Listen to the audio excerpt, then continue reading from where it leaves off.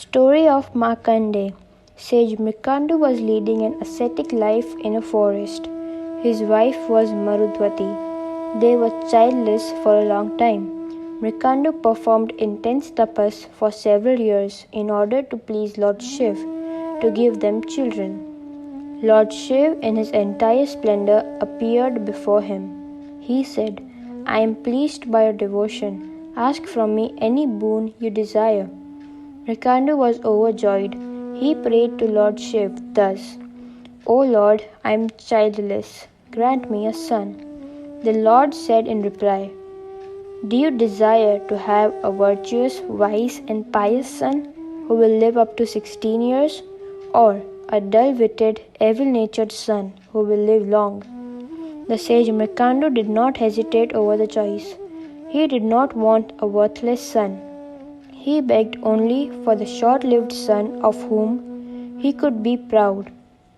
Lord Shiv granted the request of his devotee and departed. After some time, Marudvati conceived and gave birth to a son. The parents were extremely happy about the new arrival that they named Markandeya. When Markandeya was 5, Markandeya arranged for his studies. Even in boyhood, Markandeya mastered all the Veds and Shastras. His pleasing ways endeared him to his teachers. The boy was liked by one and all. When he reached the age of 12, his parents arranged his Upnayana. He was initiated into the chanting of the mystic Gayatri mantra. The boy was very regular in performing the Sandhya Vandana, which pleased his parents and other elders. He was thus spending his days very happily, delighting everyone by his charming looks and pleasant behavior.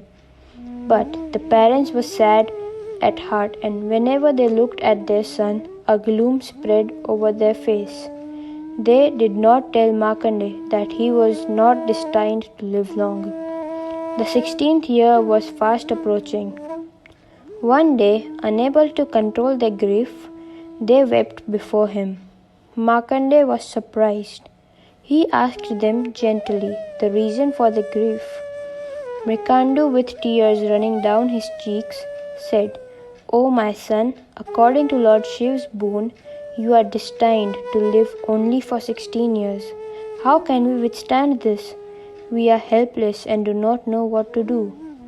Markandeya consoled his parents, saying that death was not a thing which wise people should dread. It is as natural as birth. The next day, the boy came to them and said, "Dear father and mother, do not worry for me. I am confident of winning over death. Pray, bless me that I may succeed in my endeavor. Permit me to perform severe penance to please the Lord." The parents blessed him heartily and sent him for penance. Markandeya was to complete the 16th year on a certain day. Yam knew that Markandeya's life was to come to an end.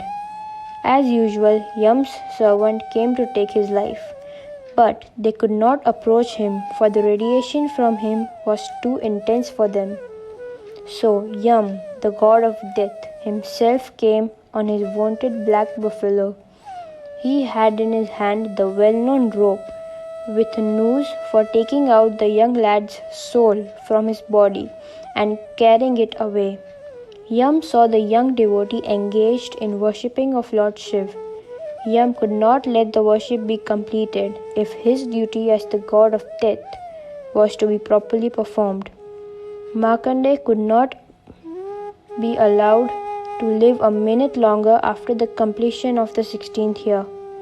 Normally invisible to human eyes, this time Yam had been forced to show himself to the young boy by virtue of the latter's intense piety and devotion to God.